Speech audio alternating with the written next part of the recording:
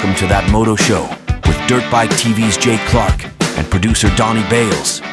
Welcome. That Moto Show, number 1 for 2025, or it would be number 26, because people like to keep these going. We don't do that, we don't do them every week, so it's not going to be this huge number. Right. But 26 is a lot because we have a lot going on. When's season 2? Because this is season 2. This is season 2. Yeah, because we started. Yeah, it's been 1 year now. Okay, so then this is season 2, episode 1, or episode 26. Episode 26. All right. So first one. So if you notice, Spencer is in town for the holidays. I'm here for the Christmas time. There's been a lot of bashing. If you say Happy Holidays, you don't want to say that. I don't say Happy Holidays. I know. I say Merry Christmas. Did you see the one meme where it was really funny? Did you? I forgot to show it to you. It said with the maps. It had the maps and it said Happy Merry Holidays Christmas. And so it was all in red. Yes. And then it said Happy Holidays and it was in blue. So I thought that was. And there was very little blue, by the way. Right. Anyway. Was that not your Christmas card? That was, because multiple people that I'm friends with, they sent me Christmas cards. That was their Christmas card. card. Oh, that's funny. That was their Christmas card to everybody. I think ours is just the standard me and my kids. Good job. You didn't make it political. No. Tried not to. Right. So anyway, it's been a good Christmas time, and all that stuff, and New Year's and everything. So anyway, it's good to get back on the Moto Show. We've been off for a while, so it's good to get back. And got Spencer here just for this one, but he is, in the full grind. We fly him in for games. Like he gets flown in. I like that there's something separating you guys now. We got a Honda 450 engine. If anybody's been paying attention to our content, Donnie, give us the real quick abbreviated story. Abbreviated story is this bike was left running for an hour and 45 minutes, and it got smoked. And the bike got donated to Donnie's buddy, and so we went ahead and rebuilt it. I've never seen parts like that inside black. Yeah. That's the thing that really got. I was like, I can't believe how dark these parts are. So we're going to talk about this later, but we'll just talk about it right now. So real quickly, this is a 2018 Honda 450. So for most people, WE edition. Yeah. So most people, this is not worth fixing. Right. Yeah. So even though it didn't break anything, no rod through the case or anything, but it just melted enough parts, and it's so expensive when you lose a stator. Cams and all these pieces, the OEM pieces that are so expensive to replace. It melted the plastic on the radiators. Right. So we're able to rebuild it though. Got some great parts in there. Pro X rod, MX. Andrew Langston rebuilt the crank for us with a Pro X rod, and we got the Wiseco piston. Brad Parapros, my buddy out here in Southern California, helped with the engine. Got spec bolt, Recluse torque drive clutch in there. Cypher coatings when they did the blasting for us. And looks brand new. Oh yeah, it's so nice. So I did a little video the other day. I was like, hopefully this thing will never come apart again. See if he takes care of it. Don't leave it running. Yeah, don't leave it running for. Johnny's pretty good. Johnny's a good mechanic and everything. Right. It's just that when you get some forgetfulness, I could see totally how it could happen, and So anyway, we've been able to fix that, and that's the reason a lot of 4-strokes get parted out now. So guys get these, and when you're going to have a $4,000 bill to fix an engine, the math gets really tough. Do I fix it, or do I just part it out and get what I can get? I remember a story from motocross action literally 30 years ago about how much it cost to part together a bike. They had every piece. This is 30 or 40 years ago. Yeah. I remember this. Yeah. And at the time, a bike cost like $5 or $6 grand. $5 grand. And it was like 3 times, wasn't it? It was like 3 times. 3 times. Yeah. It's probably more than that now. Yeah. I would venture to say. Well, I know guys that eBay dirt bike guys, and they'll buy used bikes and they just part them out. Yep. And they make money parting them out. So there's some places to buy all those used parts. So we did pretty good.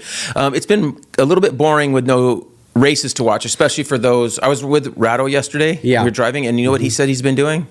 He's been watching Nationals a couple years ago, like when Tomac was passing Sexton and stuff. He's telling me, describing these races. I'm like, yeah, I remember that one, So he's going back and watching these races because he doesn't watch any other sports or anything. Yeah. And so he's watching that stuff too. Well, I'm on board with him. Kill the time. I watch a couple of only motorsports, F1 and whatever.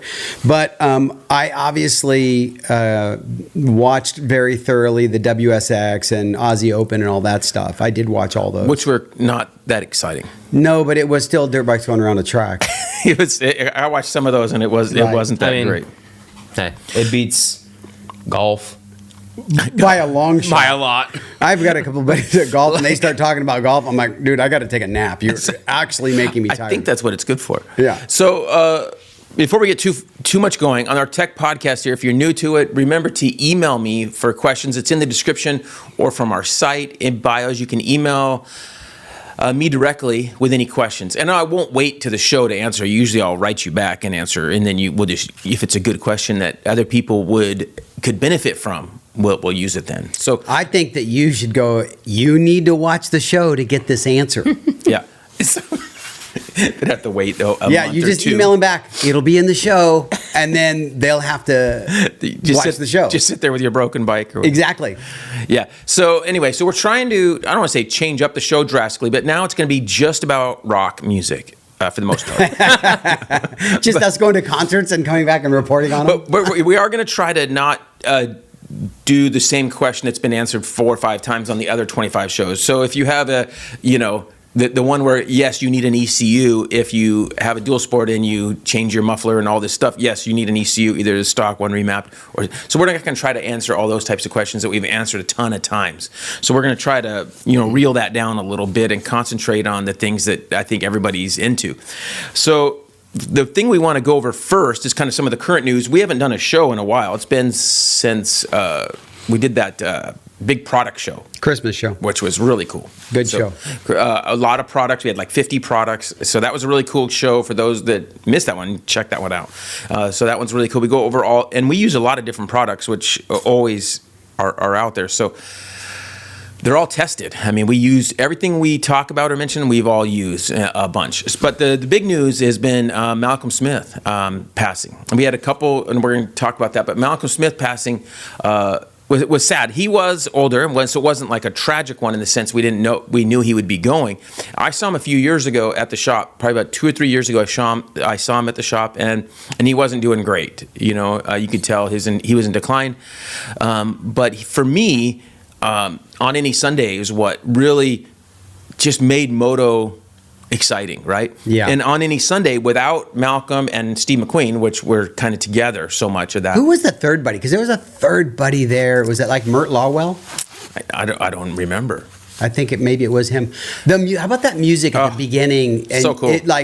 And the Dune stuff. And the Dune stuff. And the shots from the Elsinore Grand Prix and all that stuff. So to me, Malcolm made it, Moto exciting and made you want to ride, on anything. But he literally, I mean, if you point to like any one guy, I mean, Torsten Holman, but you point to any one guy, this is why we have Moto in America. Right. He was a Husky importer. Yeah, and so he did a lot for the sport as far as that goes. It wasn't like, because there's all these guys that rate Brad Lackey or Hannah and going up through the years with Brock and Ricky and all these different guys, right? Who are all these top motocross champions and even off-road champ.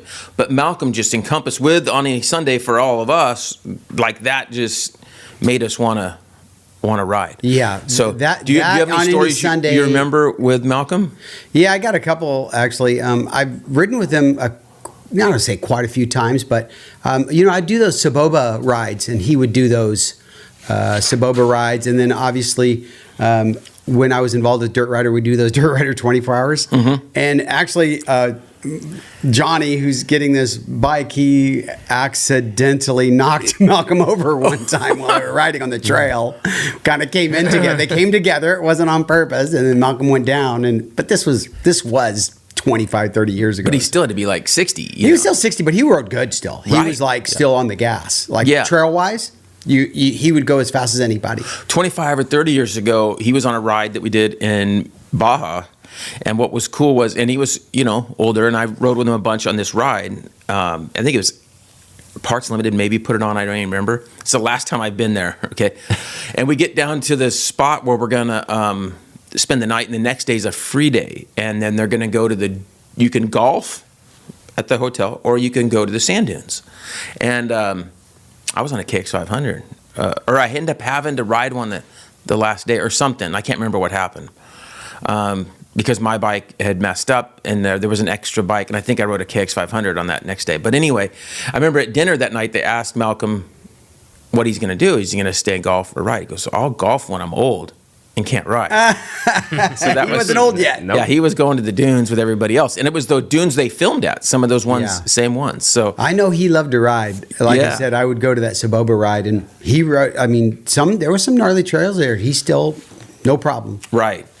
So it was a minute ago, but It's just such a bummer to lose these legends like that, and that's just going to keep happening, unfortunately. And that's the way it is, right, with life. And so the next one is Scott Burnworth. Burner just passed away, and I got to know him a lot the last 6-7 years. He put on a lot of vintage races in Southern California, and he did these Carlsbad reunions, and he was in this Trailblazers. He was even, he wasn't a huge champion. He won races and was factory Suzuki and Yamaha in the 80s, and was definitely one of those guys that I had pictures on for sure, from the magazines up, and he was one of my heroes, and looked cool. And what was really cool was he still fit in his same gear from the early 80s. yeah, he was not very.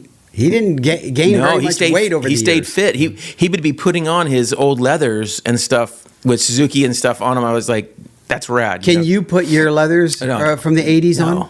No. Getting closer, but it's going to take a while. So anyway, he did a lot for the moto community, especially in Southern California, and hopefully someone can keep his SoCal MX classic. Well, and that's the problem, right? And I don't want to add bummer to bummer, but Tish and I always talk about it. It's the law of diminishing returns, right? At some point, that passion that person has, even though somebody could have some of it, they don't have all of it. No. And how do you kind of continue? And then they get those people, since it wasn't their core, they kind of move on to something else. When he ran these races, I don't think he made much money on the races. No. I don't think he was getting rich off. He loved it. Yeah, because he's spending a ton of time, rounding up sponsors and everything for it.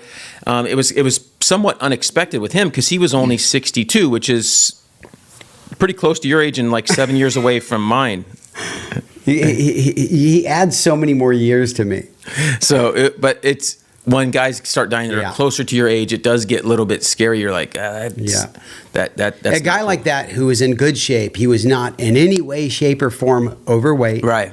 It's like it's a shock. Right. That he died the way he did. Right. So it's unfortunate when, and anyway, so hopefully the SoCal community, somebody will hopefully take that over. It probably won't be me because I don't have any time and the passion, like you said, to do it.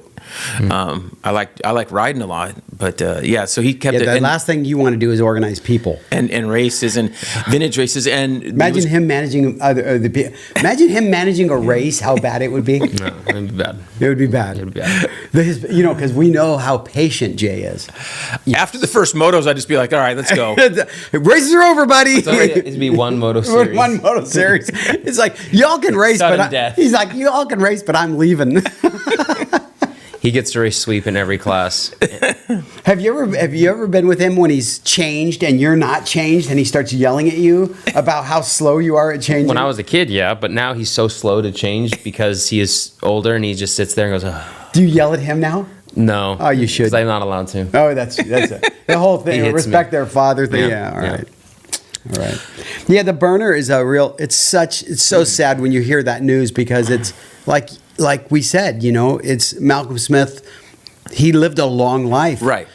And Burner was just completely unexpected. And he had just lost his dad like a year before. His dad had to be mid 80s or older. For sure. And so it was unexpected, obviously. And so I feel for his wife and girls and feel for them. So our prayers go out to them. But we'll have to move on from the bummer news and let's move on. Let's talk a little bit about Supercross a little bit. Oh, yeah. Donnie he's gone to A1 for like the last 80 years. Yeah. Long time. Yeah. And he was telling me, I haven't missed an A1. And then there's some family deal scheduled on A1 for Donnie. So it was in limbo for a minute. And then he said, no way, Josie. And Really? he said, Yeah. Executive So how decision. did it go down? So, so my niece is getting married. Yeah. Oh. And they're like, it's on January 11th. Which And side of the family? It's Tish's brother's. Okay, so it's not as close. If it was your family's, If it was my family, I wouldn't go at all. They'd be more okay with it because they know you. Right. So Tish goes, hey, the blah, blah, blah wedding on January 11th. I go, hold on a second. I go, wait a second. why'd they do that? I go, why didn't they consult? I literally was like in my mind, like January, February, and you're not consulting with me. This is a huge problem. And I told her right then and there, my knee jerk, I'm not going. I said, I'm not going to this wedding. It's like, I'm sorry. I go, and I've said this to you before, with you know, I love going and seeing the bikes. Right. And looking at the mechanics and what they're doing, and even the rigs and how they've done everything up. And so I go, I'm going. I don't know what you're saying. And then, you know, she got down to negotiate. She goes, well, the ceremony's at 1. Will you just, and it's in Chino Hills, so it's not as bad. She goes, will you go to the ceremony? I go, fine, but I'm leaving at 2. No. Okay, so you leave at 2. You're gonna get there by 3. By 3. Parked. It's a little bit of fan fest. Yep. Yeah. And well, I don't want to do Fan Fest, right? Like, well, Fan Fest is just going through the pits now. no, but my point is, I would go there and used to get there before noon. Yeah, and then by Fan Fest, I go You were have gone. lunch. Yeah. And then, you Go know, back in. And then when all the people are there, I would go and watch practice. Yeah. So that I want to be there and watch practice and qualifying. So do you feel like you're getting gypped then? This is pretty bad. I feel like my whole year is ruined. Now, so do you remember when it wasn't A1 as the opener a while back? It was Tampa, Orlando. It did Orlando, and it did Tampa, and then A1. A1 was the third round for. Yeah, I went to Orlando. Yeah. In McGrath one, and Phil got second. Yeah. Phil Lawrence. Yeah. On that Great Western, so it was like 94, 95, somewhere in there. 94. So anyway, that was so you have fun. We'll be watching it on TV, Yeah, right? yeah. Right, Spence? Yes. Yeah. So Yeah. keep us posted. I'll be in Utah. You'll be in Utah. Yeah. I at this point, I have to go to A1 no matter what. And for real, I've gone every year since 1981. Ugh. So I To Anaheim. haven't missed. I haven't missed an Anaheim. Even when there was 3 there, would you go to all 3? No. You There's a lot of times I wouldn't go to the second one, but I'd go to the first and the third. But there's not a third. Now, what if anymore. there was just 2 there? What? I would go. Until probably 4 years ago, I would go to every race. Right. Okay. I think San Diego at that other stadium will be good. I'm going there. Has there been one there Yes, last year? this is the third year. How was it? It's small. But it's better a than soccer that stadium. But it's better than that baseball than druggy. I like the baseball stadium. You liked it down there. Oh, yeah. Okay. That's where we saw Def Leppard, by the way. That's where we saw Def Leppard. That's the first time I'd ever seen that stadium. I'd never been over there. How many people were in there? It was packed. It was packed. Packed. Man. I mean, I can't believe how many people yeah. that were there at that stadium. Yeah, that like was- I went to I just went to Billy Joel and Hey, let's not say that out loud, dude. We're on a show Billy here. I don't Joel want people and to Sting. think. It was great. I- But the point is it was in Dude. that Allegiant Stadium. Yeah. And there was for sure 70,000 people. Yeah. But I don't want people thinking I'm a You're associated with that. with the guy that goes to Billy Joel Okay, and Sting I'll concerts. tell you the truth. I was forced there by my wife. Right. Hey, listen, if we start talking about what you're forced to go to, I'm going to start keeping notes, and every show that comes by, you're going to be hanging your head low. All right, so we'll move on. All right. So in Supercross, what are you most excited for? Let's talk 250 class first. What are you most excited for? Deegan, please. Yeah, should be cool. I'm He's gonna ride West Coast You're right, West Coast. He's a because that's West the Coast guy. premier one for the 250s. Is you I would want say so. because there's usually tougher competition as a whole, and it's Yeah, and more look, you it's more get covered. You're a month ahead of East, so you get a lot of coverage. And those guys get better prep time for outdoor. Yep. You know, they get to kind of be more concentrated on outdoor once the So series. listen, you know what the East Coast is, right? It's delay for injuries. You're right. That's Right. essentially what it's become. A lot of the guys that Yeah. are hurt. That's a good point. So that a lot of the guys that are hurt are coming up to speed. Maybe are getting late. You to know that riding. RJ is going to ride East, Yeah, because he got hurt. so again. he doesn't get to run his number 1 plate, Oh, very good. right? So he's getting the shaft on that because Yep. he's not quite prepped for West. Okay. Well, that's the way it goes. And I'm excited about obviously Tomac riding. And 450 and 250s. Is there anybody else we need to that would be interesting? Is there anyone else? Is there a few kids coming up or anything that besides? I don't know the kids really that are coming up. I mean, I've I think the pro circuit team will be good, you Yeah. know, and like kitchen and stuff. And I'm sure some of those guys are. What gonna about Faulkner on the Triumph? Right. So that Is could he be West or East? I don't think they've even all announced them. So Oh, they we'll haven't. see who shows up. Deegan just came out and said, "I'm on the West." Right. Period. Right. So I thought that was cool. I did too. Yeah. So anyway, so then in 450, we are all excited for Tomac to do For well, sure. but we're all realistic because we've seen the runs. Let's go back to Ricky Johnson. We had that, right? McGrath. We have Big McGrath run. Yep. And we have Carmichael runs. Yep. And mixed in there, then we have Stewart and Chad Reed mixed in there with some runs, right? And Villapoto and in that well, same then era. Villapoto after that. And then Villapoto A little bit, but for he like raced Stewart and Reed. Oh yeah, and then like for 2 years after, he had like 2 years of Yeah, he and did then 4 Dungeon- straight years. So we get of worried about Did he? these Yeah. runs, Yeah. right? And so no one wants to see a run. And with the Golden Boy, with what are we calling him? I don't know what Jet. to call. I don't know what to call him. Generational, they're calling it. Generational. Because he's a, I call him grouchy. Every time he talks about somebody else, he seems grouchy. well, he's not doing a lot of favors with some of the stuff that's been going on. You can't. So I watched an interview where he was kind of bagging on America in the sense he was talking about how great his trip to Australia was and how the people were happier and this and that. I go, well, that's cool, but don't say that out loud. You can think that, but Right. don't put down America while you're doing it. Listen, man. I bet a buddy of mine that for a fact Tomac would win at least a race this year. Right. And I'm sticking to that. Right. I mean, any bad start or whatever out of. You're saying a Maine? I mean, Yeah. It's totally possible. you're saying no. No, I think he will. yeah. I mean, think of the not more than I would say more than 3. I would be really shocked. Okay, I think that'd be awesome. I get you, but I'm More saying than 3, but look one- at look at There is there is Daytona. There's 3 Triple Crowns and there's Daytona. and there's Daytona. Yeah. So I mean, any Triple Crown. He Exactly. won. That's what he won he last loves year. Was a triple crowns because Yeah. he does so well. And why do you, so that, I guess what I'm getting to is we don't like to see guys go on runs No. as a whole because it just makes the sport boring. Well, you know what? I have to say that's not 100% accurate for me because when McGrath was winning, there was something so special. We'd never really seen that type of a run out of somebody. Right. McGrath was the first time that was just you had for sure he was going to win. Right. He could crash in the first turn. Yeah.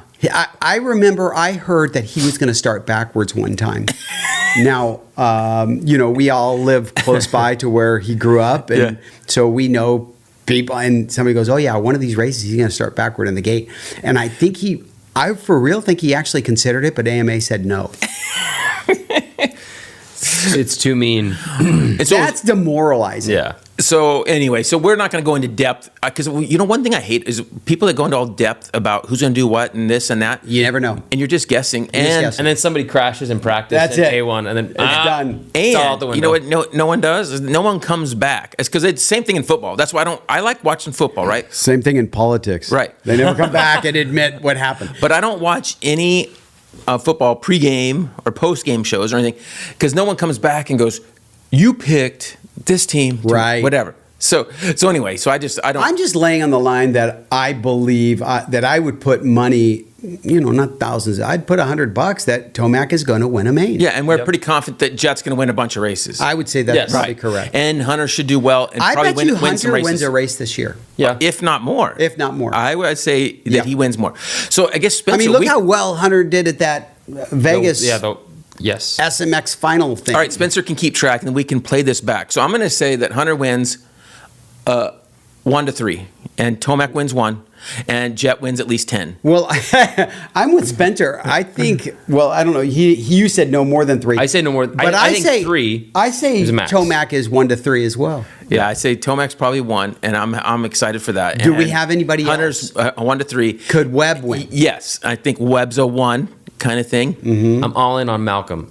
And I heard don't know. he's- He's he's fast. leaned out, man. I heard he's fast, but leaned it's just way out. it's just he has to stay injury free, right? Yeah. Like it's just every. Yeah, I He think the seems to pro- like to get involved with others too. It's Well, I like think part of the any problem- little thing that upsets him, he'll get hard. involved. Yeah. I think the problem there is that he doesn't ride year round. He doesn't ride outdoors. Yeah. And so I think he gets into good supercross shape at the time, and then he can run that speed for a minute, and he can't run that speed like those guys do, and that ends up costing him, and he eventually gets hurt. So He's going to use his hair to whip riders.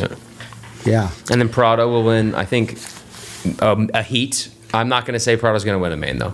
Okay, so what could my Prado hope do? for Prado is that he survives. He survives to Supercross, to motocross. the whole Supercross season without getting hurt, and finishes top 5. He'll win some top- mains and then hopefully. he No, can- I mean I don't think. No, he- there's some heats. some heats or whatever. Some Yeah. heats. Yeah. I think his big hope is to not get hurt so that he can be challenging. What outdoor. about him being on the box? Is that possible? Yeah, I think it's Yeah. possible. Especially, like, but at a the biggest Triple Crown. hope is that he doesn't get hurt so that he Yeah. can be healthy for outdoor Yeah. and give Jet he a already real run. He already knocked himself in preseason. That's what I've heard. Yes. Unfortunately. So I think we're already on the bad roll there. It would have been great for him to start outdoor.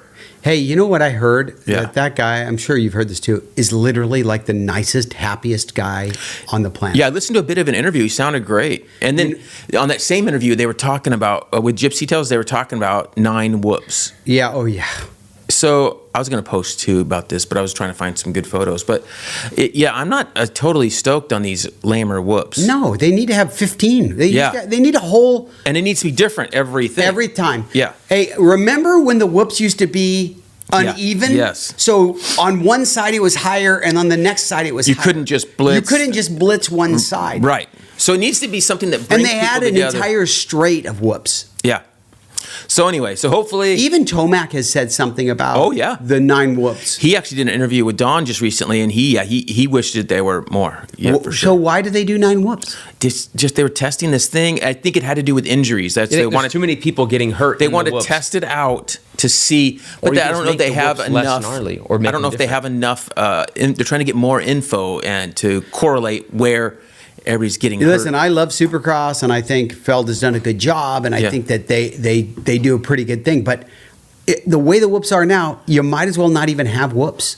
Right. You Because just make a rhythm, because you see these guys go dirt, dirt, dirt, Right. and they're out. It's like any other Yeah. rhythm section. Right. So I think whoops. I think to me that's what really made Supercross was whoops. Yeah. All right. So then our next big news is the KTM going out of business.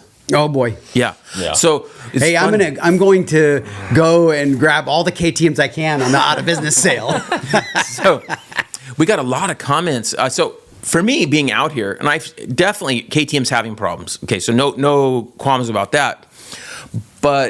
And we've seen guys, we know people have gotten laid off and all that, and we're seeing all those people that are being let go. They're making changes, but I have people commenting, "Why would I buy a KTM? They're going out of business." And I just have to laugh because it's like about every auto manufacturer, They've all filed bankruptcy. they've all been helped in some way. And Listen, bailed out. Boeing and all the aircraft. They've all done manufacturers, Section 11s or everybody's- something. Yeah. Yeah. Every Restructuring. every car manufacturer throughout the world almost has all gone through financial troubles at one time, Yep. right? Even some of the best ones, right? Even recently. Yeah. So they've all gone through troubles, and you can still get your parts for your 2004. Hey, you know who the biggest auto manufacturer in the world is? Who? It's Volkswagen. Yeah. And do you know how many times they've had problems?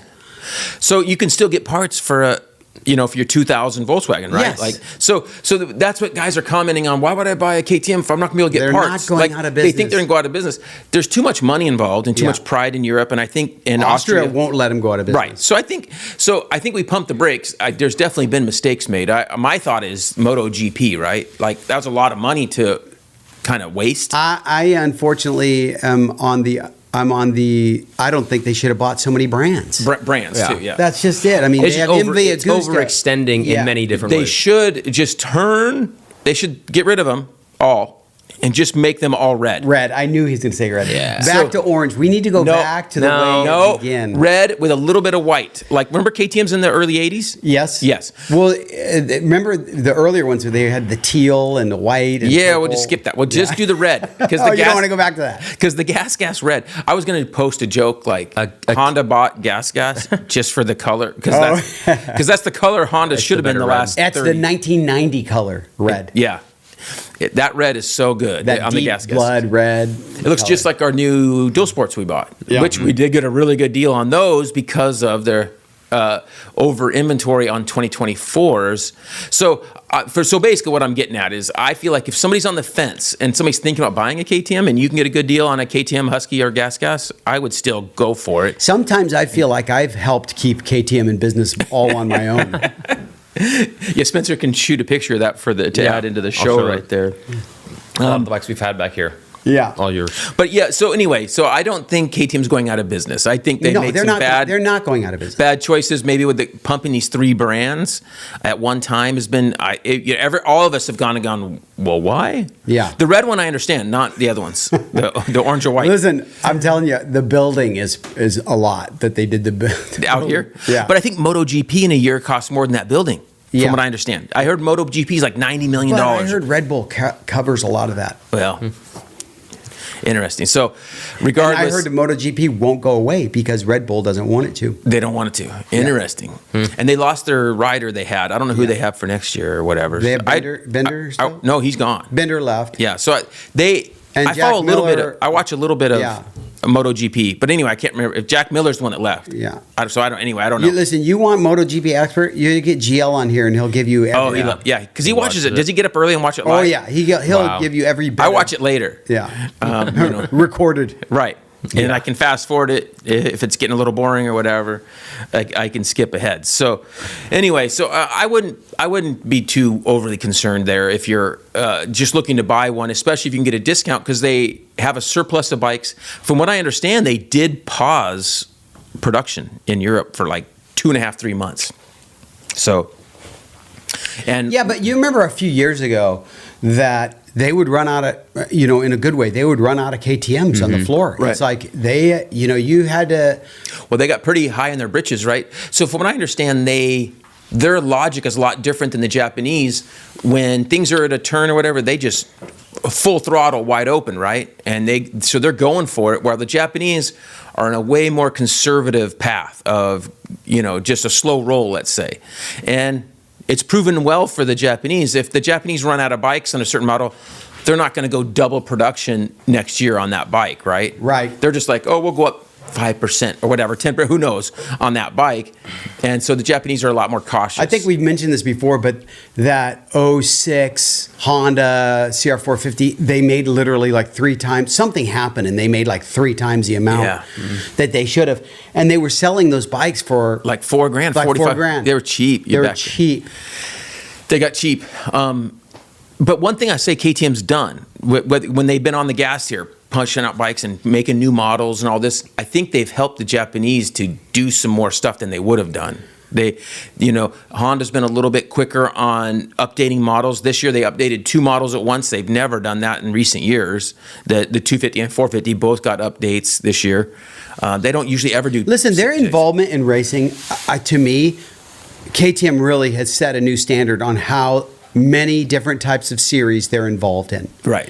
And their slogan, whatever, ready to race, but you go to GNCC and Works and Big Six and Supercross and Motocross, and you just see all these different events that they're at, Endurocross, and it's impressive like how committed they are to racing. Right.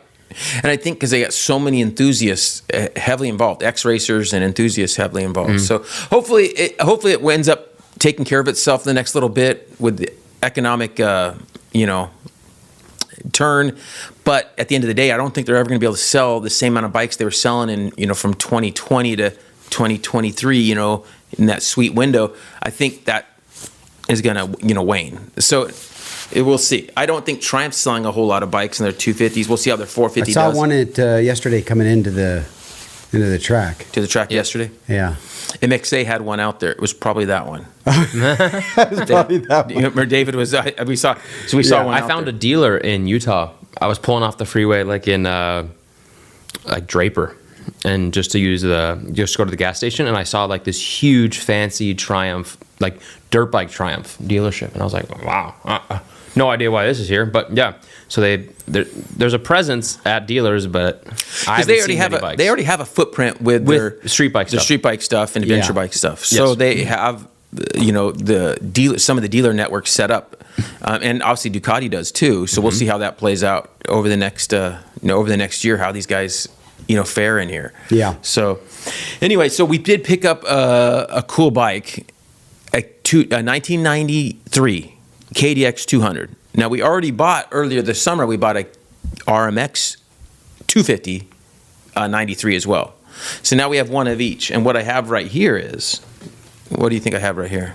This is how easy it is to freshen up a Yeah. two-stroke. So I've got the RMX piston. and gaskets, and I've got a clutch from Ventco. Got the pistons from Weisco and some gaskets from Cometic. And over here for the KDX, I have the same thing, and I got a V-Force reed cage. We already put a V-Force in the RMX. What year did two-strokes, was it the common practice to nick a seal? When did that start happening? It started in the 80s. Yeah. And I think there was boreable. So I would say Kawasaki was kind of the first, like in the early 80s, like 81 to 83. Yeah, and that made those bikes and much more like rebuilt, like reliable. reliable, and they didn't wear out as quick. Didn't wear out as quick. So, and I think And rebuildable. I mean, you just put a piston and rings in it, and you're Long term. Long term. yeah, because boring cylinders, especially with power valves, it was very difficult for it to run as good as it did stock.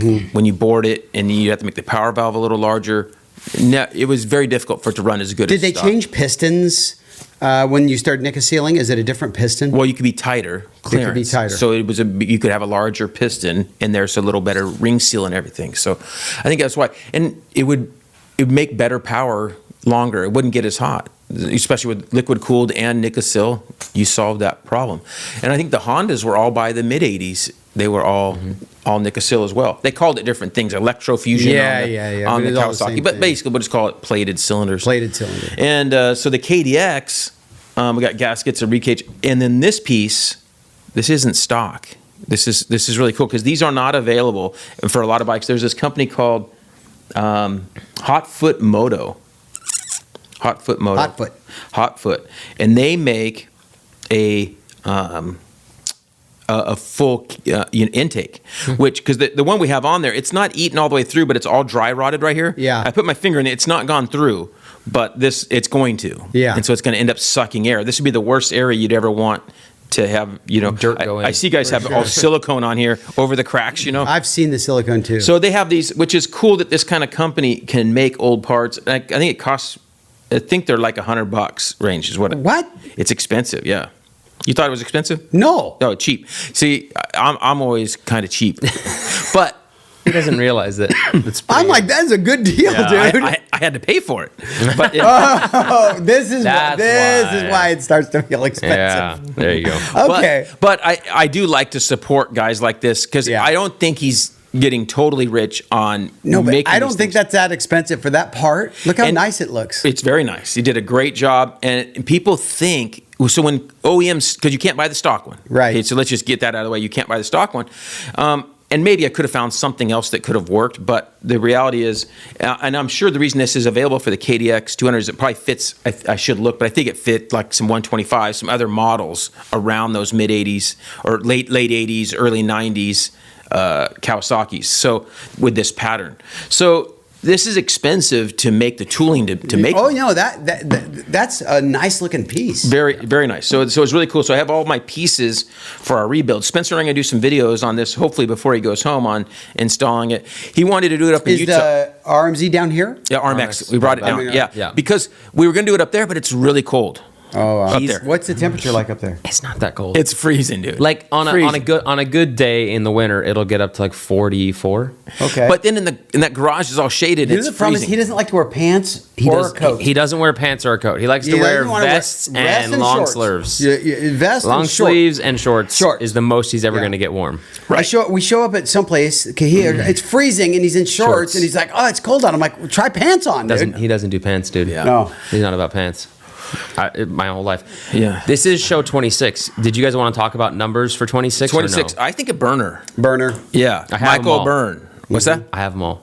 You have them all. I got them all. Number cruncher is a thing that somebody did in the early 2000s Yeah, I at remember. Racer X. Yeah. And so I have a But bunch. I just think the ones that pop to my head are Michael Byrne, and I can't think of anyone recently that's been 26. I'm pretty sure Martin. Yeah, Martin has Which it. Martin? Yeah. Jeremy. No, No. Alex. He's 6. No, Jeremy Alex. put- Alex Was 26. 26 Alex was for a bit. 26. Yeah. Jeremy's number 6. Yeah, but did he go back to 26? No, he stayed because Okay. he had a national number. Yeah, he had a locked in. He won. Kent Howerton. Oh my goodness, the cowboy. I don't know if I remember that. Him No? And then Jeff Chicken. Matasevich? I don't remember that. had it. really. 26. Did Henry have it for a period? Ty Davis. Ty Davis. Okay. Rodney Smith. Okay. Rodney Smith went from motocross to off-road. Surratt. Okay. Old Willie. Yeah. I got passed by Yeah. Surratt yesterday. You get passed by Yeah. Surratt yesterday? Yeah. He's going fast. Dude, he was going really fast. He was so fast yesterday. He came went- over, we were watching the hip jump when you were up there filming. Yeah. And he came over the hip jump, and Spencer's like, "What?" He thought the guy was crashing. Yeah. Just and he massive whip. because his leg was out, like full legs, Yeah. hanging out there, scrub over this whip. The finish line, I come around that left-hander, and you do that first little jump, and there's nobody behind me. You know what I mean? Yeah. And the next jump I get to, it was like a cartoon, like I was going to be spinning in circles. So yeah, he flies. He got hurt, I think, recently, but it's nice to see that he's. But he's doing good. off-road now. Back up He's to riding speed. off-road. so- Yeah. Oh, sorry. Anyway, sorry. No, Todd DeHoop, Oh, yeah. Scott Sheik, Yeah. I remember when he was maybe I do remember. RM125s, maybe. Yeah. Buddy Antonez. Yeah, he was. Okay. Yeah. Michael Byrne. Yep. Yep. Talked about him. Brandon Jessman. Brandon Jessman. But I think because Michael Byrne was 26 a lot longer. So that's the problem. These guys that had Yes. the number for a long time, then I think of that more Yeah, yeah. than the guys that just had it 1 year. Yeah, it's burnt in. Even All right. Nick Way, who we'll talk about next show. He was 'cause 26. But he had 26 and he won a Supercross with the 26. That's funny. His only Supercross, right? I don't know. He won. think so. Yeah. That's On awesome. 125 SX, Yeah. he won. So, yeah. All right, so we're going to talk about a little quick about. We picked up a couple new bikes. We got the CRF 250R 25, which we did a video with Donnie on before Christmas, and we did the comparison to the RWE version, which is like their factory edition. Yeah. Which again, now here's another topic: Honda and Kawasaki would have never done this if KTM hadn't done these things. Yeah, it and I works. will say that the Honda 250 version is a big improvement. When you ride the bikes back to back, the suspension's better, engine's a lot better. So in that 250, it makes a big difference. So if you want those parts, it's you like have to give Honda 20. credit. It's like the KTM factory are just bling. Right. And these guys built a bike. ported the cylinder a little bit, did whatever. So $2,300 more. And you get the pipe, the suspension. It's worth way more than that. Yeah. Yes. So wheels It's are better, worth the upgraded, and For sure. the rims and stuff. So that's a cool bike. We also got the 250 FX from Yamaha. And now Yamaha guys, they always love this bike. I did a little poll, and the FX was the one most guys would choose. And the way Yamaha's been doing it is the YZ 450 gets updated. Then the next year, the YZ 250F gets updated. Okay. Then the next year, the YZ 250FX gets updated. So it's like a year behind the 250. Stepchild. Yeah, they're each, and same thing on the 450. So you have to pay attention. Guys will go buy an FX and not realize that they're a year behind, that they didn't get the newest one.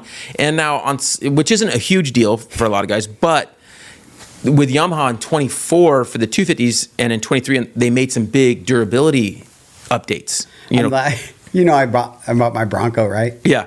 So I about know- the guy that bought the wrong Yeah, one. a guy bought a Bronco. You told me that story. The The sport. Okay, so my buddy sells him a Bronco, and then my Bronco comes in, and he goes, "What's that?" And my buddy, the fleet manager, goes, "Oh, that's the Bronco." He goes, "I bought a Bronco." He goes, "No, you brought the Bronco Sport." He didn't Yeah. realize that there was another real Bronco. Yes. Did the guy ever want his money back, or No, he like literally left stomping mad and just like my buddy said he hasn't heard from him in a while.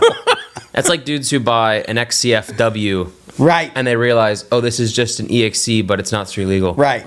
So you gotta be careful. That's a weird bike. That's a weird bike. But yeah, you got to be careful. Sorry, what I you didn't mean to buy. get off track, but it made me start laughing. It's Yeah. like the poor person before that would get the FX. Yeah. They're like, wait, the new bike is 3 years old. Right. So you want to make sure that you get the latest. You understand what you're getting. Yeah. If you're paying a way discounted price, that's fine. You know what you're getting. But the 24 YZ250F got a bunch of durability updates, cam chain, things. How that are did really you like helpful. that bike on the track? Oh, compared it's so good. So good. Stock suspension's great. Spencer and I are, bigger for the suspension than what it should be, and on the track it's just fine. It's amazing, and where I think it comes up short off road for us, why wouldn't we trail ride it like in the desert or in the mountains in the summer? Is just I think I'd prefer that 350 power. XCF 350, as we talked about, which we have another video we'll mention that just came out. We've had a few videos come out since this last show. We did the best overall bike. he's been pushing me as hard as he can to do videos. You're right. And that's one of the reasons we haven't had a show, because we're so far behind on videos. So Donnie's slowly getting caught up. We still have like 3 more It's all Donnie's fault. It's all Donnie's fault. So to give it, so you can still go watch the video so you can understand why. But I'm giving you the hint that it is the 350 XCF that we say is the best overall bike. And the reason for that is 24 went to spring fork stock, so you don't have to buy forks. They're so good. The stock forks in the 350 XCF are good. So 24, and then 25 gets chassis updates, and that bike is just amazing. So I think 24, 25, 350 XCF, best overall bike for a guy that can only ride track and trail. I'm not talking about dual sport or anything, track and trail. And if you're doing 50-50, or if you're doing, if a guy's riding 90% track and 10% trail, then you're fine, get your SXF or your YZ, right? That's fine. I honestly think I prefer my XCF at Glen Helen over my SX. So you had the SX yesterday, and were you thinking that, because the last time you went out, you had the XCF. The XCF. And so I'm like, I actually think I prefer I can't argue with you, because I kind of feel the same. So that the reason and that's so what I'm getting to on the Yamaha is Yamaha doesn't make a 350 FX. They go 250. Do we need to get into that? Right. So, but Yamaha's not having financial problems either, apparently. So it's because they make pianos. Because that'll be one of the things that people and jet skis. You know what? And boats. You know what? Every other dirt bike manufacturer makes other stuff. It makes other stuff. Everyone or cars. Everything. It doesn't matter what it is. You know, Kawasaki makes submarines and escalators and airplanes and so much stuff. So much stuff. They also have pianos. Even Kawasaki has pianos. Yeah. Suzuki, as bad as you want to say whatever about Suzuki, they make cars and marine engines and they make industrial stuff.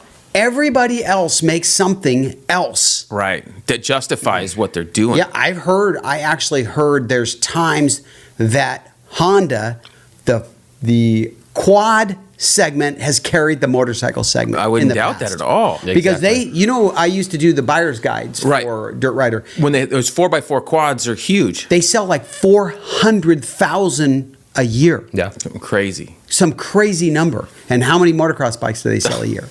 20. In the U.S. or something? Yeah.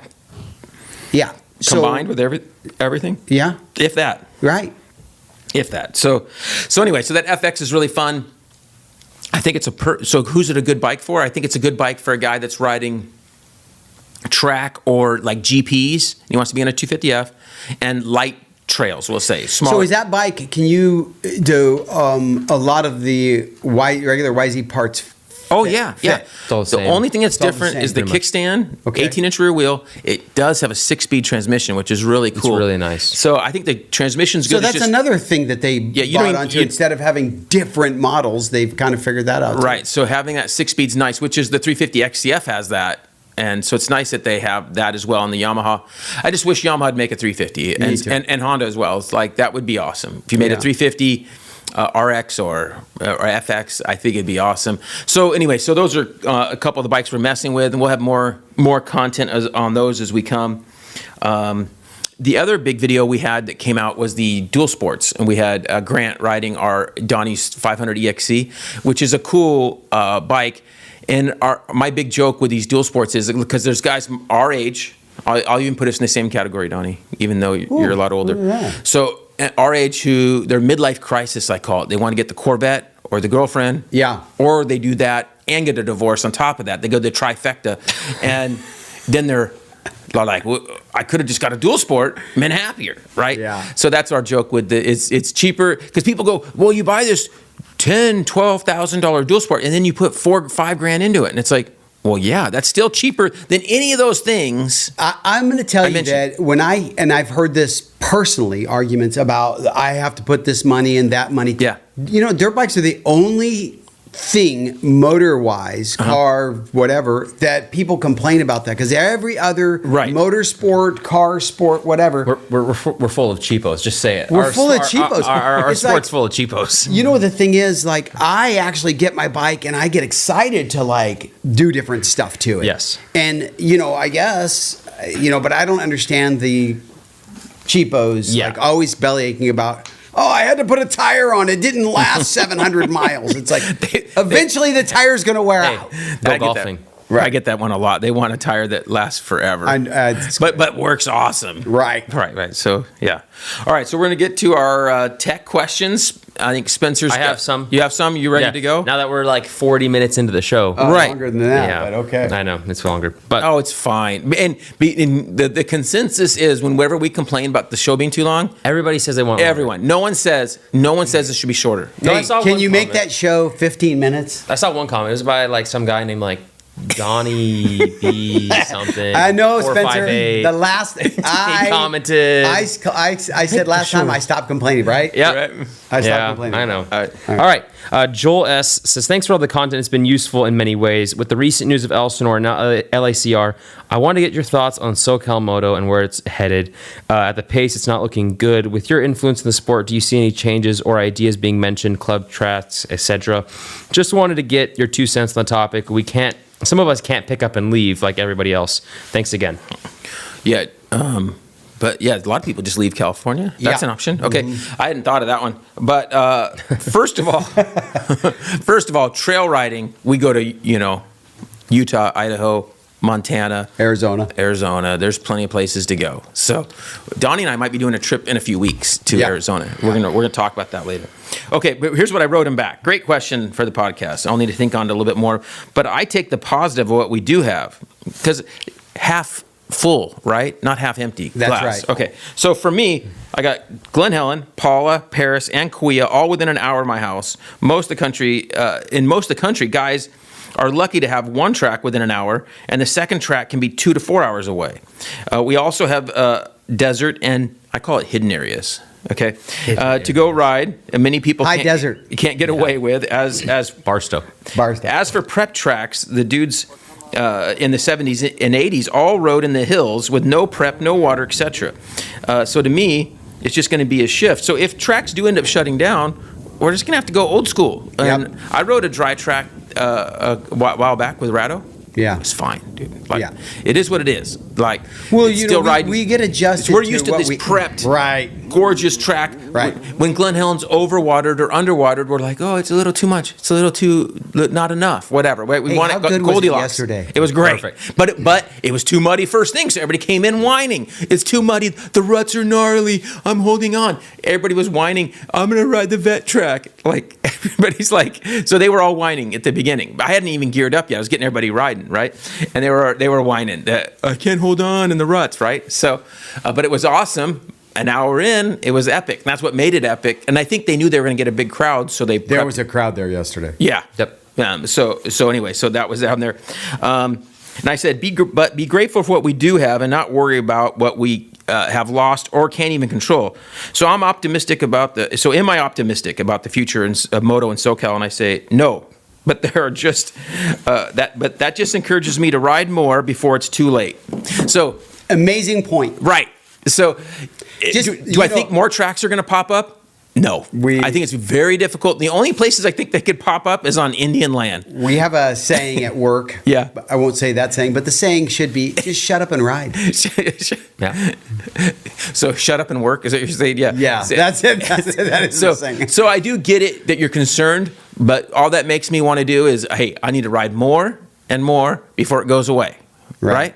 Okay. Right, So- and these tracks are going away. Everybody thinks, oh, it's this, it's a lawsuit, it's that. It's much bigger than those types of things. that lots of factors in these lots of tracks. factors that are making these go away. It's not one single thing. No, and I learned a little bit about that. I talked to somebody very involved in some track stuff, and they said that these tracks, it's not one case. It's 4, 5, 6 other issues that are going on that are causing problems. It's never just one incident that. Yeah, like I know this LACR and whatever, they want to blame all one incident, but Yeah. that's not it. No, it's not. No, they have multiple things going on. So so that's something you got to be careful for. And I say you just got to expand your riding horizons and Just shut up and ride. Shut up and ride. Go find something to ride. In the summer when it's hot and there's no place to go, get up early and go find a place to go. Night Listen, riding. Night riding. Yeah, listen, I have a Some light on headlights that on. bike over there for a reason. And that also opens up dual sports. Yep. So you do have to open up your horizons to go where I'm not going to just ride track. Maybe if it's too hot in the summer to go to, I can't make it to Glen Helen or whatever. You've already said it. It's like we've gotten so used to the one specific thing. It's like,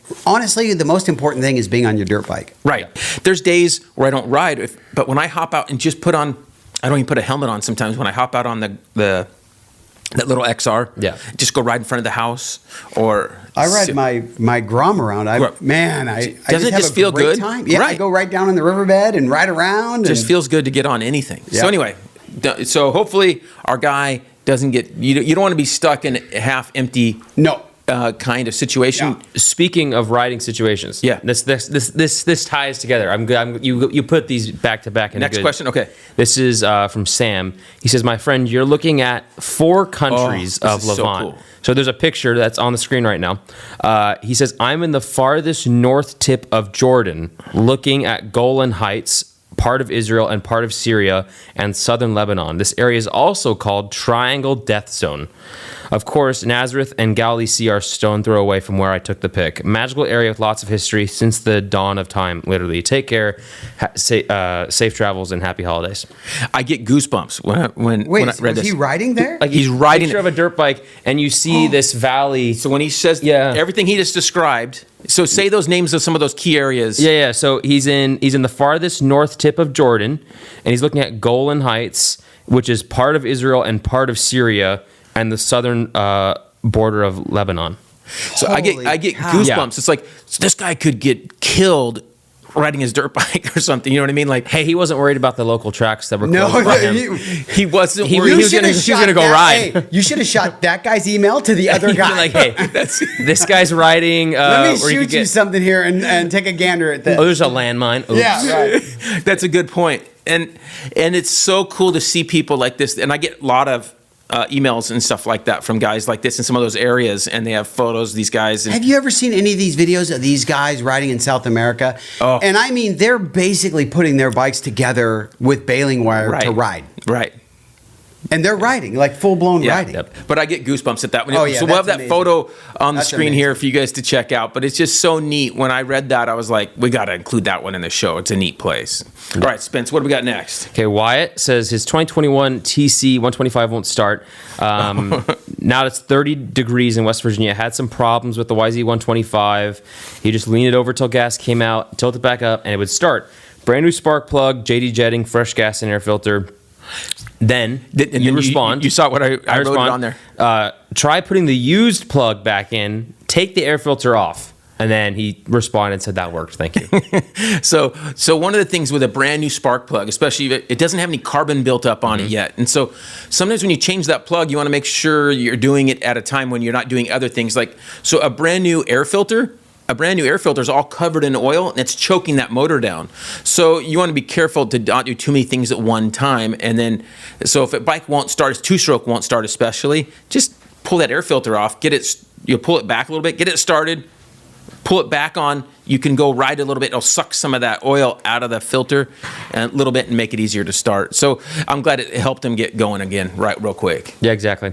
Cameron says, Jay, I'm in California and I want to upgrade my 2425 bike from a 2021. Do you know how and if people are getting OHV stickers for them? Yeah.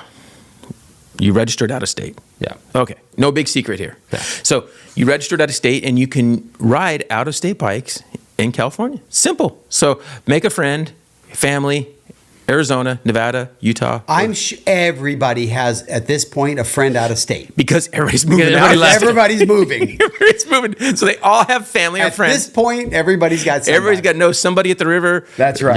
Yeah. Yeah. So Listen, you know how many it's- people I know that have a house in Havasu? Right. It's insane. Right. So it's a thing. So it's pretty simple. So just register your bike out of state and that you're not giving money to a state that's just going to waste it anyway. So it's just, might as well get cheaper registration and you're good. I've had guys who are leery of buying a newer bike because of these rules. I wouldn't punish yourself. Nah. So basically you're punishing yourself. You're saying, I'm not going to buy the latest thing that I can afford and want to have because I can't ride it. Now I will say another thing is there's very few places that are even checking it. Okay. Is the next thing. But if you want to be legal, just register it somewhere else. You have a registered bike, you're fine.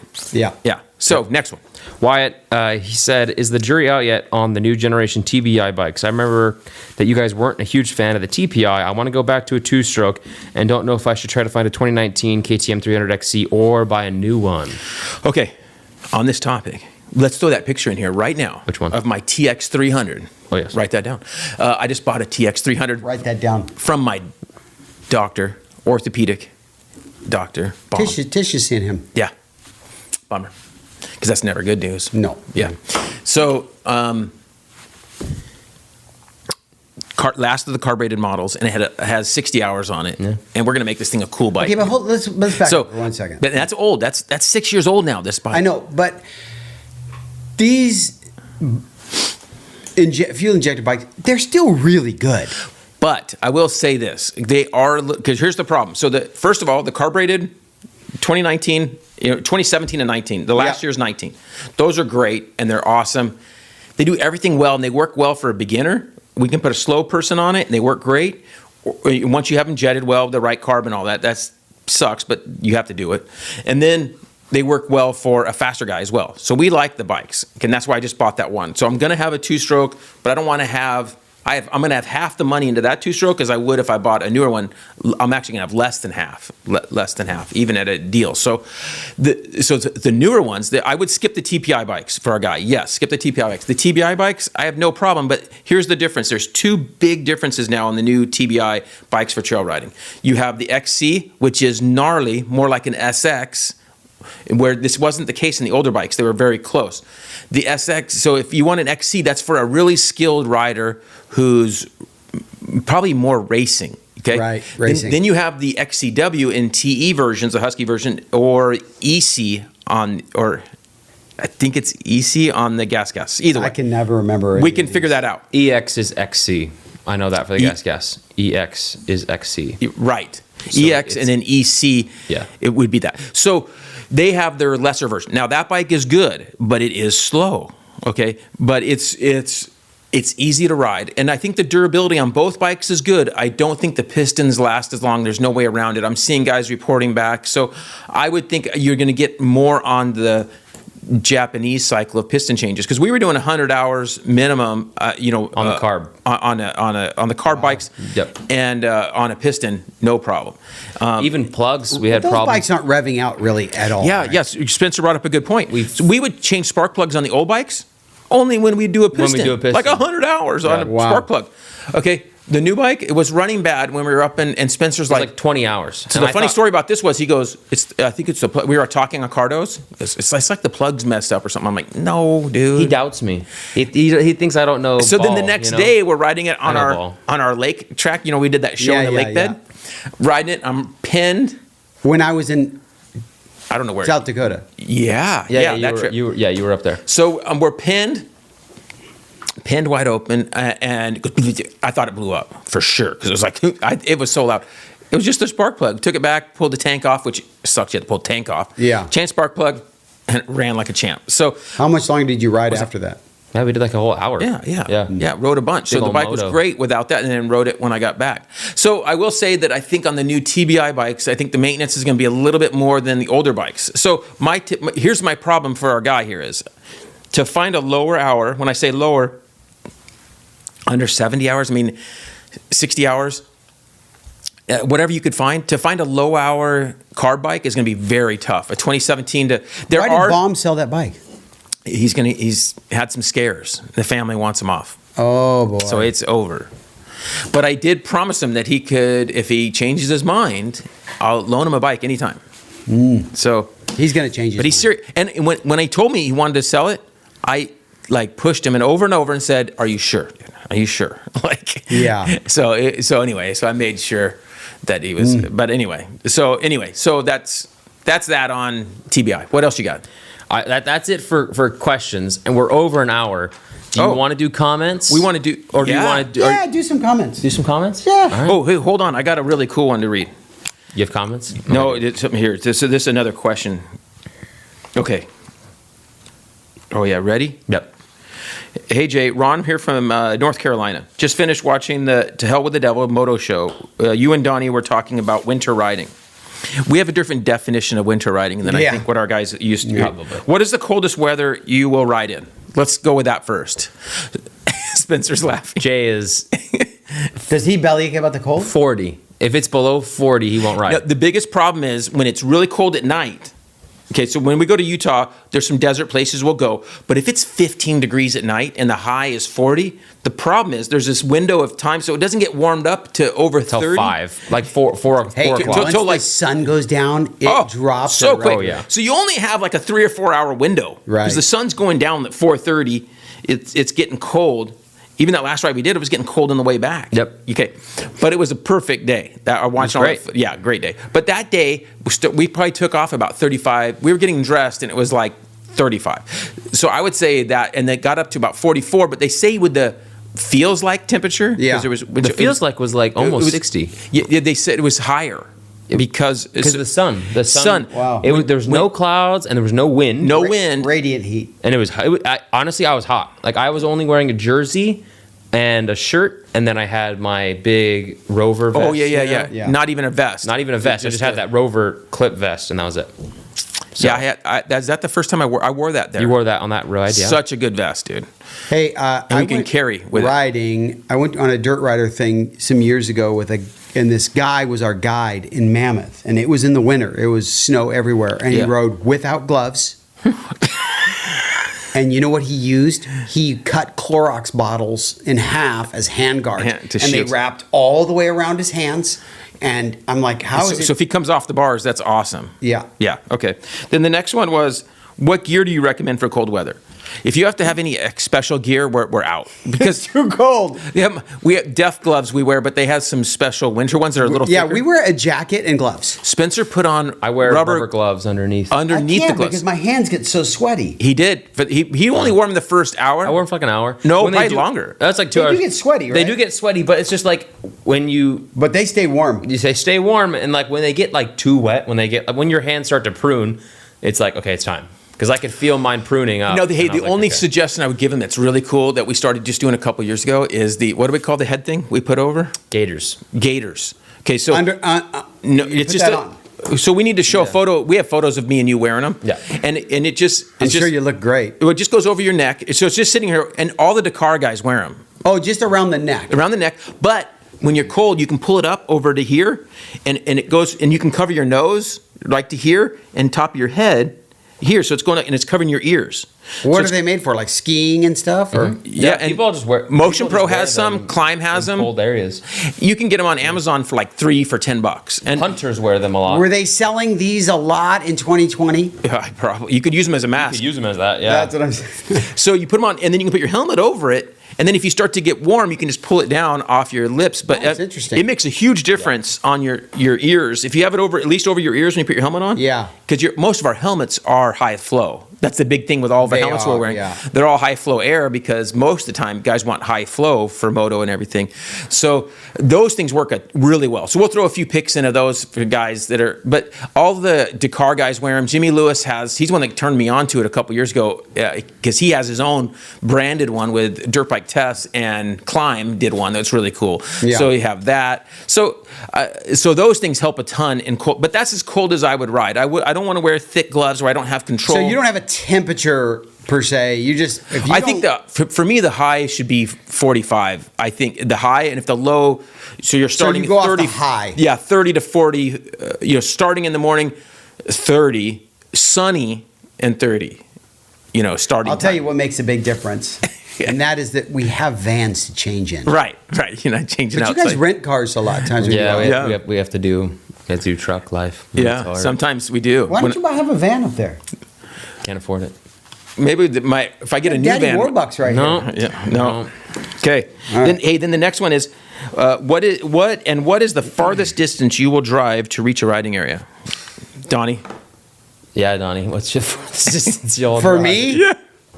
You just did it this summer. yeah, I went to 18 South Dakota. how- It was 18 hours. 18 hours. Yeah. South Dakota. He dropped us off at the 9-hour mark. 9 hours. Yeah. And I did 9 more. Yeah.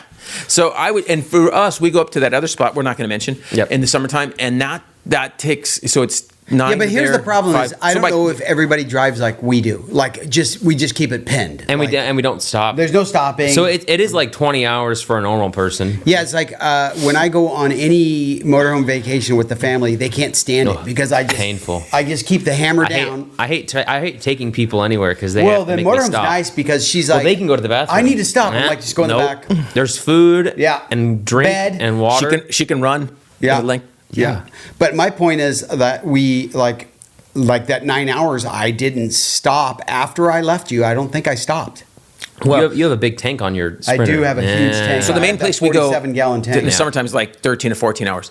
Yeah. Now, I will say, we're out in Moab area, Green River, Moab, that area. We see a lot of people from Florida and Missouri and Yeah. other places. These guys are going 20 plus hours to here, and it's a big riding group. Typically, they'll rent like a U-Haul or a truck with a big trailer and just take all these bikes out there. I think that to we drag. have a different perspective because I go to Havasu every 3 weeks or whatever, and that's a 4-hour drive or Right. whatever. And you guys are going to Utah. So Once it's a like month. A 4-hour drive to me is nothing. I was Right. like, oh, that's fine. Yeah. You know, so 6 hours is like fine, and I'll drive for the day. Sometimes we'll drive 2 hours each way. easy. Each way. We've in a done day. well, and we've done Kennedy Meadows, Yeah. which is I've done I've four done Dove Spring in a day. and Yeah, all we that. went up Yeah. road in the Okay. morning Yeah. and then came back. So it's like He says he searched YouTube channel and didn't see any winter riding videos. Weird. Well, there's a weird, as Spencer says. there's one video on our channel I think of a snow bike of Joe riding a snow bike with GoPro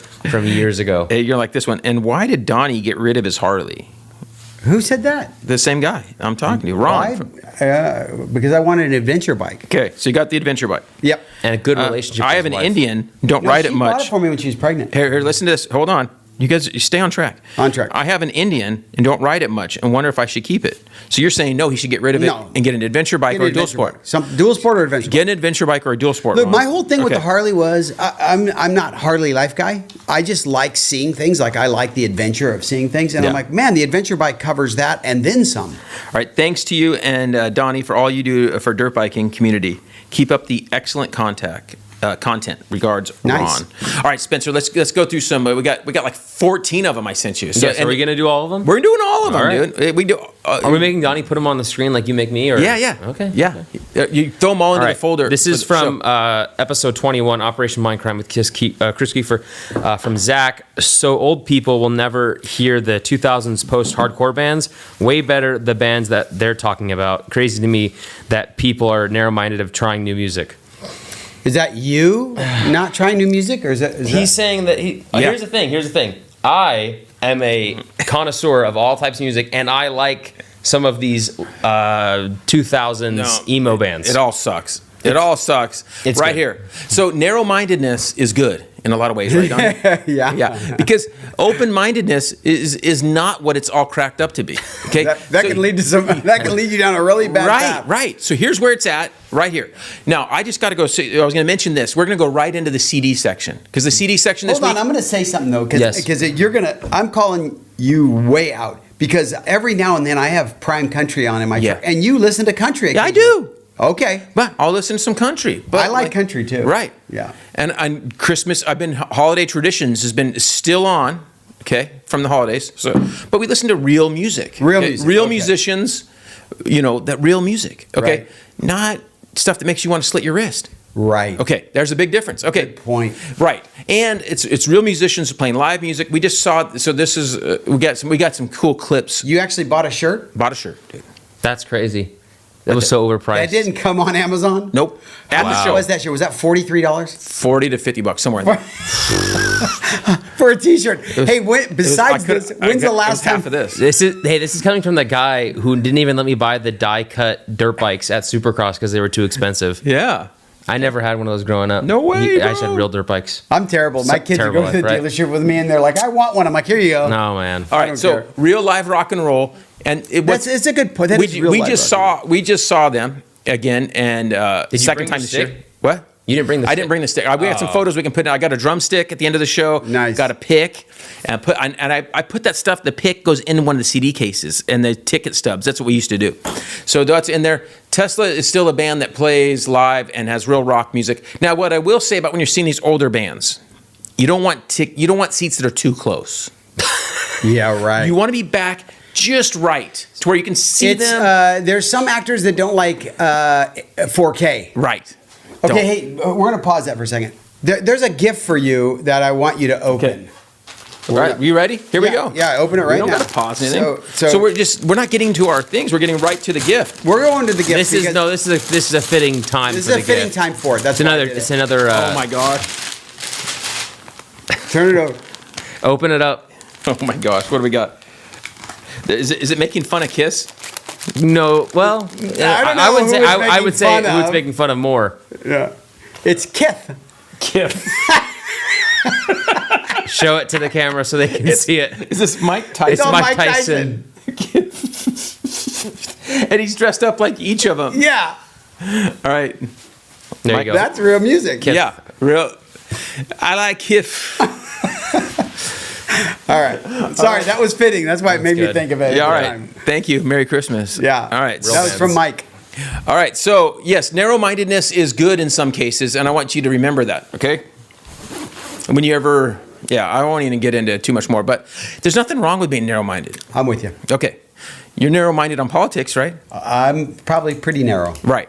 There's this straight line. Straight line. Okay. There's no like, No. Nope. No. All right, next A comment. boy's a boy. Okay. Chain Slack dirt bike from Samir says, "You guys are the best. Always explaining so simple that a new rider can really understand." I love it. Yeah. Nice. Nice. Helping the community. This is from Leaky Carburetor. So much blast of air. Yes.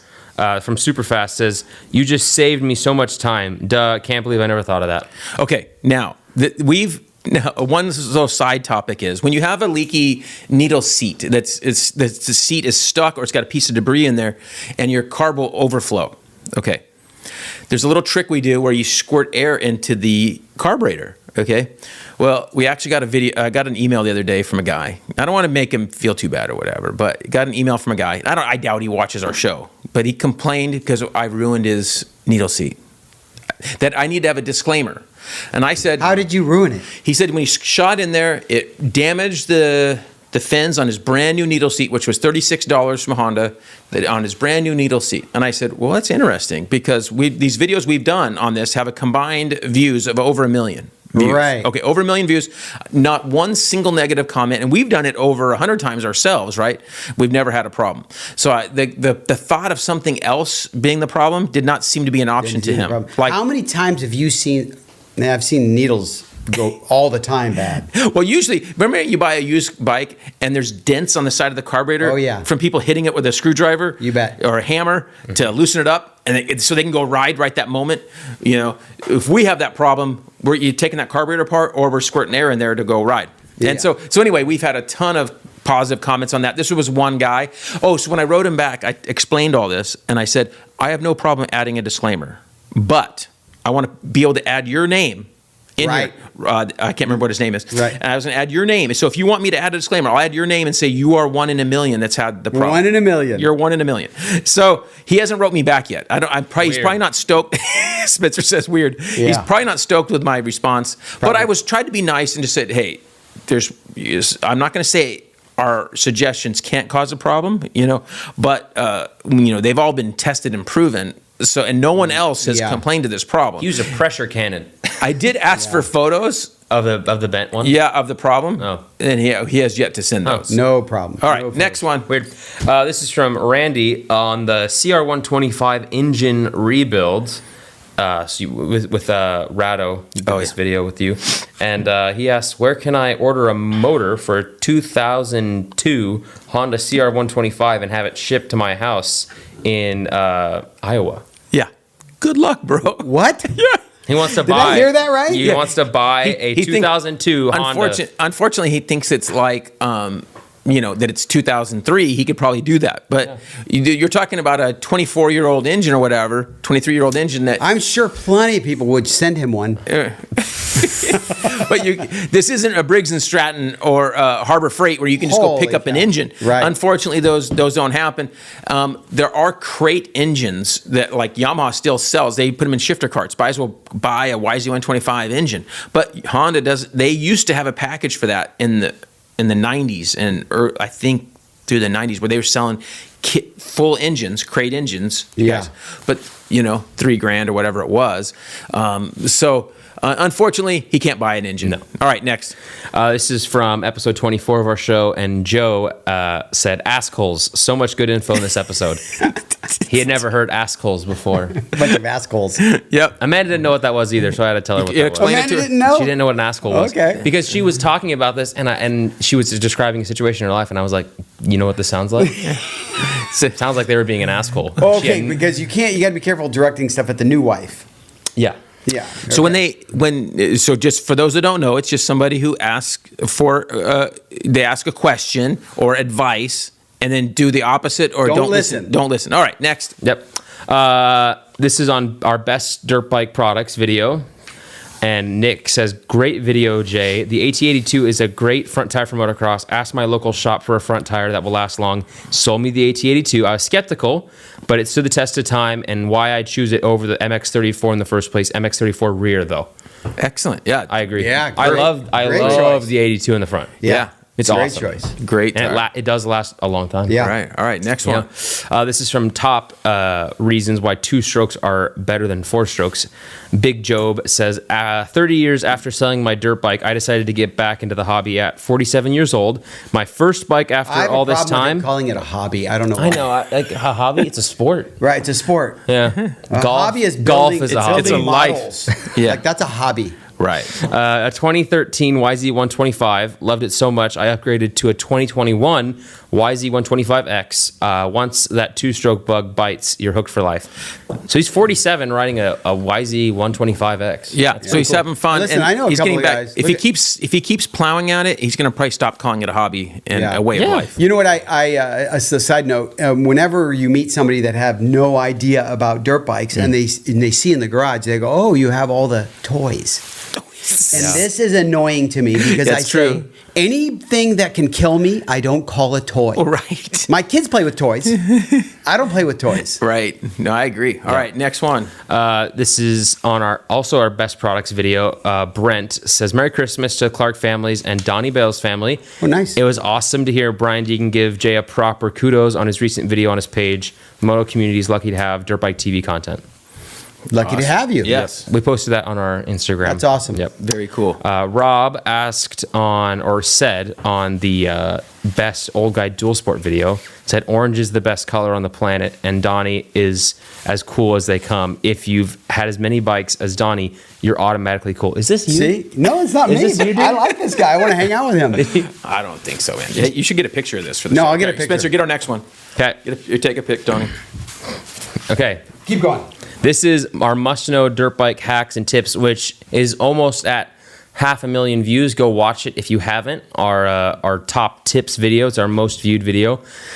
Said, "That was outstanding, thank you." So people love this video. It's very popular. I got another one this morning, so I was gonna Another save one? it for next show. Yeah, Nice. Yeah, so that especially if you know someone who's new to moto or needs mechanic, tips and helps, that video will help them a ton. And we can let's put a link to that video in the description of the show. Can you do that? I will do that. You put it up somewhat high, say, because that video gets referenced a lot, and there's just tons of. How many is it? I don't even remember. 125. 125. 125. That's inconceivable. I think the comment today was something along the lines, "I should have paid for this." Yeah. It was like a master class. Like Yeah. he felt like he. Paywall content. You seen that? Everybody sells digital products now. Yeah. There you go. Digital products. PDF. Yeah. Hey, you have 20 minutes. 20 minutes until our card runs out? No, No. until you run. Oh, out. until I run out? Yeah, I know. okay. I know. He Just giving turns you a into a heads up. pumpkin. Yeah. Mobe Street said, "Awesome tour. Thanks for the walk around. If we wanted to start a shop in a small town, how we go about it, this is where I'm at right now." So this was on the video on our shop tour. Shop so they tour saw video. my tools and stuff. Yeah. And as far as starting a shop in a small town, I say don't. Yeah. Yeah. Get a real job to where you can afford Yeah. to ride dirt bikes Right. and enjoy it. Work on bikes for your buddies at your house and you can charge them a fair price, cheaper than the shop. And How do you make $1 million in racing? right? Start with 2. Right. So unfortunately, it's very difficult. Things go wrong. I've been around enough guys, good friends who have shops who've done it. It's very difficult to make a living at it. You spend a ton of time troubleshooting a bike, and you can't charge them $1,000 to troubleshoot this problem, that you have to figure out. You have to test parts off of other bikes. It's difficult. Lots of problems come up. So I suggest keep it simple. Just keep it with family and friends, word of mouth, and keep it out of your house, out of your shop, out of your garage. Don't open a shop. That's my suggestion for you. Let the shops deal with the real shops. It's funny. It's a sad reality. Yeah. Because we all have a passion for it, and you want to they want to make a living doing it. And this is not coming from somebody who's making a living in the industry, right? Yeah. So you're like, ooh, easy for you to say. How many of you are doing what you do? It's like none. One of one. Right. So it's difficult to find niches in there. And as far as in your own small town, there's only so few people who are going to need work from you. So I suggest keep it simple and small. You are the dream killer. Yes. But it's unfortunate that that's the truth, but it is. I do like to not kill dreams, but to be honest with people and try to Crush dreams. They're still alive. Dream crusher. And they can scrap them up if they want, but they're crushed. This is on our How to Build a Shop one as well. Awesome Fish says 40 years supply of tool. Jay, you're not that old. Great vid. See. I think that was just Jay. Yes, he is that old. That was just Jay. Yeah. That's Awesome Jay. Fish 125 is his other I'm account. very young. Not yay, Mark. I'm 6'5". 33. All right. Christopher Martins on the I Don't Scratch Rims video says, I didn't know the sheriff from Rambo 1 was into dirt bikes. See, That's a good one. I The even Brian saw- Dennehy that's a good one. I didn't obviously make that one up. Yeah. And I do include those. Yeah. But I don't see the resemblance. You don't? No. Nor you don't meat- think you nor look like Meatloaf. Brian Dennehy? No. He looks like me, exactly like Meatloaf. If you were If as sweaty Meatloaf was as sweaty and then also the long hair. He doesn't have long hair. No, long hair. But if you were as sweaty as can be and singing like you're dying, And that's Meatloaf. I need to be fatter for both those dudes. Yes. Like the Well, neck. now that you've lost some weight there, Meatloaf has a gizzard neck. Meatloaf has nothing right So now. hey, so and the neither fun- does Brian Dennehy. So the fun thing with our videos is, so losing a little bit of weight. I'm not gonna make a big deal, but I'm on the good path. Yeah. But Rado did a video for us. He filmed a video, and it took him, like typical, like you, like 6 or 8 months to Get out. Wait a second. So, Are you saying like me? Is that what he said? so took him like 6. You have a video that's been a year. Okay, Yeah, but that video is, where is that at? it's similar. No, I'm saying like that isn't even in the cards of being done. That just reminded me of something I need to get with. I'm gonna call it that guy. Okay, Yeah, last exactly. Comment. Another Last comment. guy. I gotta go. Remember? No, hold on. Okay, so Rado made a video. yeah. And he finished it. He sent it over as a tire change video, which is going to go up next week. Or Yeah. it'll be up when the show's out. It'll be already up. And I wrote him back. I go, it looks good. I go, but I'm way too fat. We need to redo it.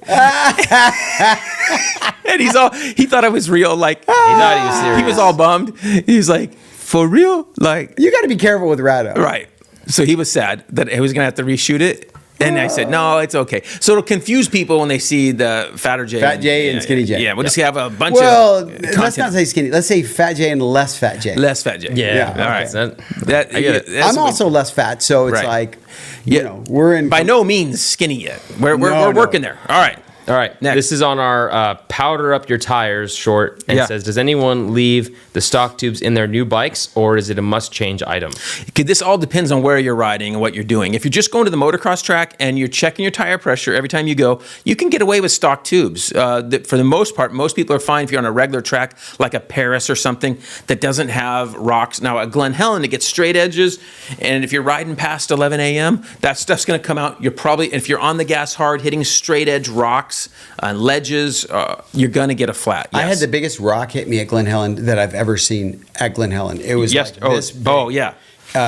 In fact, I think you were just in front of me, and somebody else passed me. A fast guy passed us both, and it kicked up the biggest rock I've ever seen. I've had some welts for Yeah. sure. So, but as far as tubes, But is it more important to have if you're going to change it? Is the rear tire more important to have? Yeah. Usually a rear's rear. typically going to Yeah. get it more. That's what I'm saying. And so for the most part, even us, I will usually not just pull a brand new tire off and put a heavy duty tube in. I'll usually wait Until a tire change. to retire change to do it, because I have the flex. I know I can do it. But on now, off-road bikes. Now on off-road bikes, here's the problem: if you're going to head out onto a trail, he's Double heading, tube? Yeah, I would probably It's too risky. scrap that stock tube on both, cut them, and double. How many tube it flats with have you had in your life? Oh.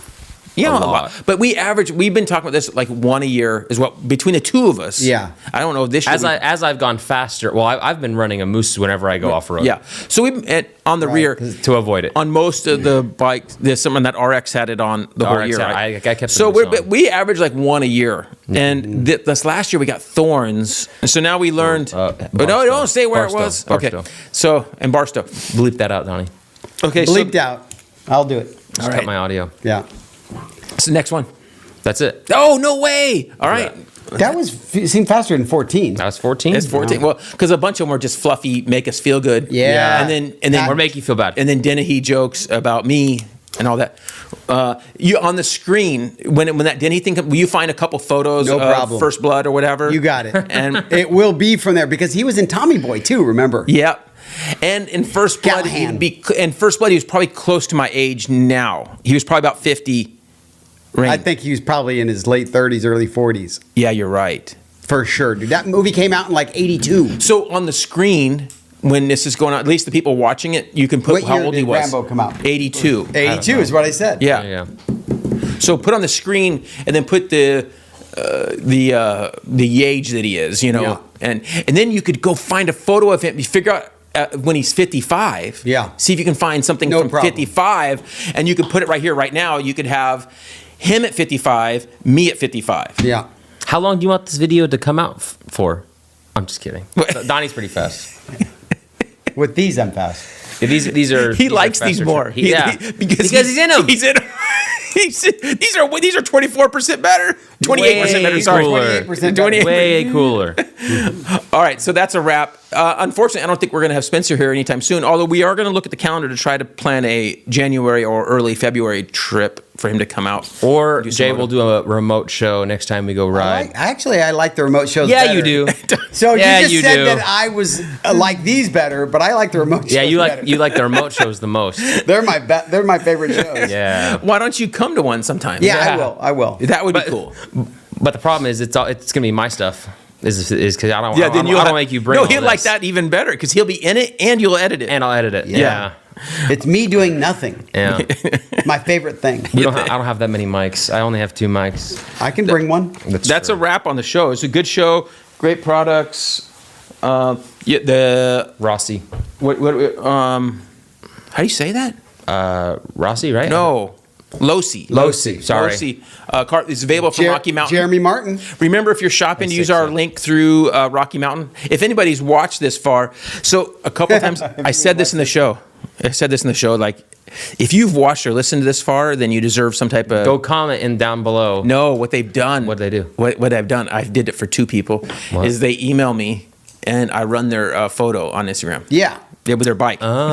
stuff. Yeah, so they. That's a and good I one. totally forgot about it, right? And then I had 2 different people email If me. you listen this long, send a photo and Jay will run it on his Instagram. Yeah, that's like if you and your posse or you and your kids, What do you whatever. think of your Kith shirt? And my Kith shirt. Kiss shirt. We should double pass. That's awesome. All right, so fun show. Enjoy your New Year. Hope you guys all have a good New Year. That you guys are enjoying it, and you guys get to enjoy Supercross next week. We're not going to do any Supercross preview or anything like that because we have no idea. Although we kind of suspect that Jet's going to win. All right. I'm going to say He's gonna get hurt now. I'm going to say in practice. Tomac's going to win the Watch. first Something race. be crazy. Man. I'm going out here. A1. A1. Tomac's going to win. He is, probably at his better place because been riding all off season here, doing those races and looked good. I'm going to say Tomac's winning a run, man. Yeah. Oh, So- I got to see if I'm going to get in GL's. What is that thing? The pool that he does? Oh yeah. Find out if there's room for me to get in there. Oh, I'm sure Okay. there is. Yeah. All right. We'll do All that. right. All right. Well, anyway, thanks, guys. Enjoy. Listen to our great sponsors at the end of this, and we'll see you guys next time. See ya. We work with some great companies, and here's a list of those right now. Dunlop Motorcycle Tires, Wiseco Piston, Vinco Air Shocks and Dirt Bike Parts, FMF Exhaust, Decal Works Graphics, Pro X Racing Parts, Recluse Clutch Revolution, Motion Pro Specialty Motorcycle Tools, Works Connection, Uni Filter, Klotz Oil, Cometic Gasket, MX Plastics, JE Pistons, Cardo Systems, ODI Bars and Grips. And remember, if you shop Rocky Mountain, use our link from our site, Linktree, or link in description of the videos. Thanks for watching and listening. Don't forget to like, comment, and subscribe.